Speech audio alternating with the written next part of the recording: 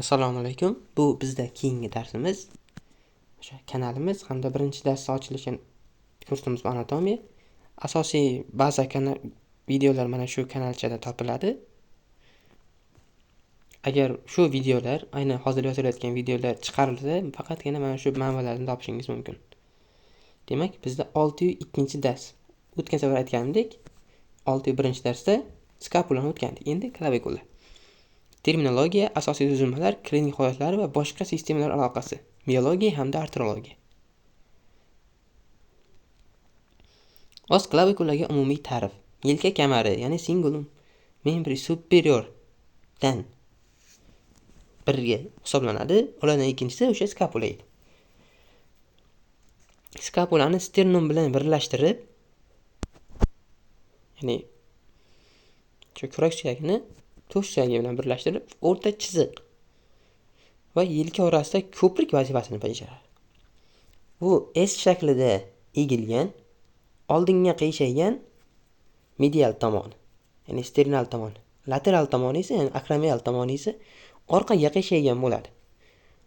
Va oson sinib qoladi. Juda ham oson. Ayniqsa markaziy qismidan juda ko'p holatda sinadi. Tuzilishi extremitas sternalis va extremitas acromialisdan tashkil topgan. Uning ikkita qirrasi bor.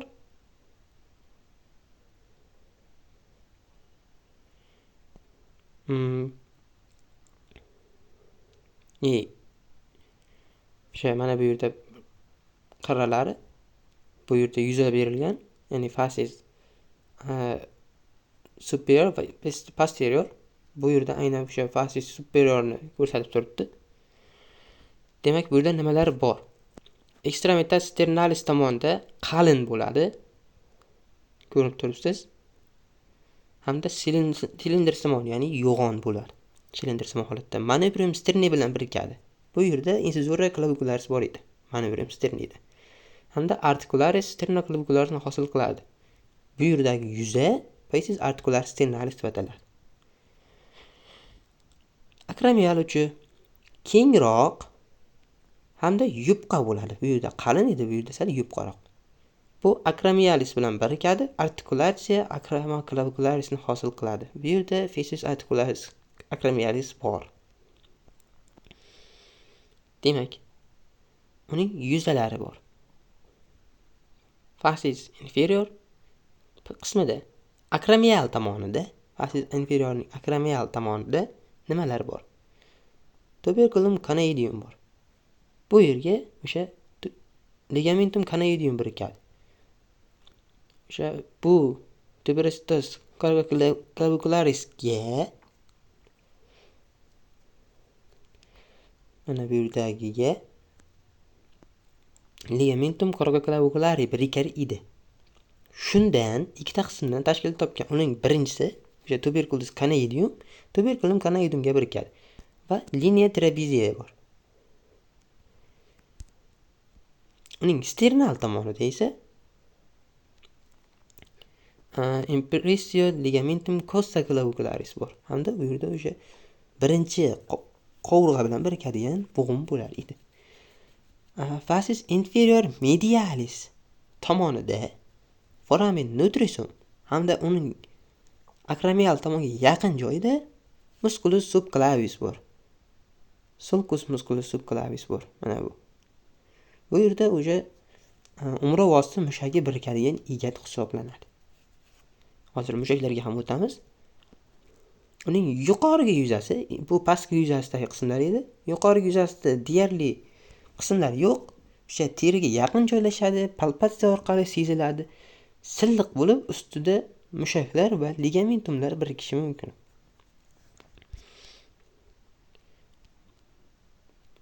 S shakli uni moslashuvchan qiladi, lekin markazida zaif nuqtaga ega. Conoid tuberculum va impressio ligamentum costa clavicularis bo'g'imlarni yoki o'sha boylamlar birikish joyini hosil qiladi. Sternoclavicular va acromoclavicular bo'g'imlar hisobida bor ekstremiteslarida. Klinik ahamiyati juda ham tez sinadi, ayniqsa markaziy qismda. Sinish natijasida yelka jigari, ya'ni plexus brachialis nerv va yuqori qon tomirlarining shikastlashi mumkin. Xususan o'sha arterioaksillaris qismlarni. Davolashda figura 8 banshat bilan davolanadi. Mushaklar bilan aloqasi. Mushak nomi klavikula bilan bog'liq joyi hamda funksiyasini ko'rib chiqamiz. Sternocleidomastoideus. Klavikulaning medial va yuqoriga oldingi uchiga, oldingi yuzasiga birikadi. Medial uch tomonda, ya'ni sternal tomonda. Vazifasi boshni egish va burish. Bu aynan chakka suyagi bilan, ya'ni Pachyus mastoideus qismi bilan birikar edi. Musculus pectoralis major. Medial yarmiga, ya'ni tanasiga birikadi. Oldingi yuzasiga birikib, qo'lni ichkariga rotatsiya, ya'ni tortish va akkudatsiya, yaqinlashtirish vazifasini bajaradi. Musculus deltoideus. Lateral yarmiga birikib, oldingi chetiga qo'lni ko'tarish va oldinga harakat qilishini bildiradi. Orqaga harakat qilishini esa deltoideusning boshqa qismi birikar edi. Harakat qildirar edi. Xususan o'sha birinchi mavzuda, bundan oldingi mavzuda o'tganimiz skapulaga birikkan sohasi. Hamda musculus trapezius.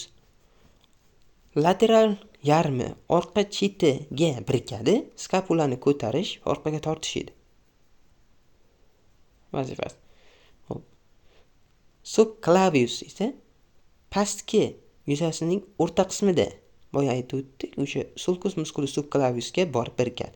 Hamda klavikula va yelkani pastga tushirish vazifasini bajaradi. Yoki nafas olishda qovurg'alarni ko'taradi. Endi o'sha muskullarni rasmi bilan ko'rib chiqsak. Bu yerda aniq qilib rasmni tushirilgan ekan. Shu rasmni shuning uchun oldik. Demak, pectoralis major qayerga birikyapti desak, old qirrasiga, yuqori yuzasiga. Vazifasi qo'lni burish hamda yaqinlashtirish edi, rotatoris burish edi. Trapezius qisman birikyapti orqa sohasiga. Sternocleidomastoideus sternusga, ya'ni magnum sterniga, klavikulaning sternal tomoniga hamda bu yerda Pachyus mastoideusga borib birikadi. Deltoideusning oldingi o'sha klavikular tomondagi shoxi, bo'limi birikadi. U o'sha qo'lni yonga ko'taradi hamda oldinga harakat qildirishga javob beradi. Hamda mana bu yerda pectoralis majorning ichki sohasida joylashgan subclavius. O'sha sulcus musculus subclaviusga birikadi hamda vazifasi o'sha umrovni pastga tortish. Bu yerda deltoideusning qismlari berilyapti. O'sha aynan clavikula, acromialis hamda spinoscapula qismlari. Bularning o'zaro vazifasi bor. Masalan, qizil oldinga tortsa, yashil uni yon tomonga ko'taradi, ya'ni yelka suyagini. Bu esa orqa tomonga harakat qilishda vazifa bajaradi. Pectoralis majorning hozir bilib ketsak agar ikkita qismi bor. Sternocostalis boshi hamda klavikular boshi bor. Bu klavikulaga birikadi, bu esa sternocostal birikadi. Hamda u yelka suyagiga birikadi. Yelka suyagida keyin o'zib o'tamiz qayerga birikishini. Sternocleidomastoideus bo'yin sohasida eng yaxshi bilinadigan mushak deb olsak bo'ladi. Aynan birikishida mana ikkiga bo'linyapti. Birinchisi sternusga, ya'ni to'shga, ikkinchisi esa klavikulaga birikadi. Xo'p, arterologiyaga o'tilgan bo'lsak, bo'ylamlari sternoclavicular anterior va posterior. Bu klavikulaning medial uchi va sternum o'rtasidagi bo'g'imni hosil qiladi va bo'g'imni barqarorlashtirish vazifasini bajaradi. Ligamentum interclaviculare. Ikki klavikula medial uchini birlashtiradi. Ya'ni o'ng tomondan kelgan va chap tomondan kelgan klavikulalarning sternal uchlarini o'zaro birlashtirib turadi. Interclavicular, ya'ni va pastga tushishni cheklab turadi. Vazifasi. Ligamentum costa clavicularis. Klavikularning pastki yuzasi va birinchi qovurg'ani boylab turadi. Costa clavicularis. Harakatni cheklaydi hamda barqarorlikni ushlab turadi. Acromion clavicularis, ligamentum acromion clavicularis o'sha klavikularning lateral uchida va akramion sohada bo'g'im hosil qiladi. Hamda bo'g'imni barqarorlashtirib turish vazifasini bajaradi. Ligamentum trapezium yoki coracoclavicularis deb ataladi. Bu coracoid jarayon tuban o'simta va klavikularning trapezoid chizig'ini o'rtasida bo'ladi hamda klavikularning yuqoriga chiqishini cheklab turadi. Ligamentum canoideum coracoclavicularisning bitta qismi bo'lib, boya aytib o'tganimiz ikkita shoxi bor edi coracoclavicularisning ligamentum. Birinchisi o'sha trapezium, ikkinchisi canoideum. Coracoid shoxni, ya'ni o'simtani jarayon deb yozilgan ekan bu yerda ham, va klavikularning conoid tuberkulumini o'rtasida joylashgan, klavikularning orqaga chiqishini cheklab turadi. Endi tabiiy ravishda o'sha rasmlarni ko'ramiz. Birinchisi akramial shoxini ko'radigan bo'lsak, o'sha mana ligamentum clavicularis. Uning ikkita qismi bor, trapezioid hamda conoid. Bu o'sha tuberkulum conoidumga biriksa, bu esa linea trapeziumga birikadi hamda ikkalasi ham processus coracoideusga borib birikadi. Hamda acromioclavicular ligamentumni hosil qiladi. Coracoacromial ligament ham bor. Bu o'sha akramion va processus coracoideus o'rtasidagi ligament hisoblanadi. Hamda keyingi mavzuda o'tamiz. Bu yilka kapsulasini ham hosil qiluvchi ligamentumlar bo'ladi. Humerus suyagida o'tamiz. Uning sternal tomondagi ligamentumlar. Birinchisi interclavicular ligament. Bu ikkala klavikularni o'zaro birlashtirib turadi. Hamda bu yerda interarticularis discus ligamentum bo'ladi. Bu o'sha articularis degani bo'g'im orasi ligamentum. Disk ligamentum va costa clavicular ligamentum bor. Bu birinchi qovurg'a bilan umurtqa bilan adashdim. Uzr, qovurg'a bilan adashmaydi. Qovurg'a bilan umra suyagini birlashtirib turadi. Hamda bu yerda kapsula ligamentum,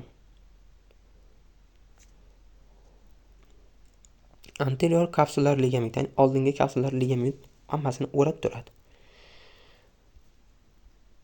Adabiyotlar o'sha Breiz, handwriting rasmlarni netterdan olishga harakat qilamiz yoki standart anatomiya standartdan, klinik jarayonlarni Breiz anatomiyadan, anatomik tuzumlarni esa Grace anatomiyadan olib turamiz. Dars tinglaganingіз uchun rahmat. Keyingi darsimiz yelka suyagi bo'ladi.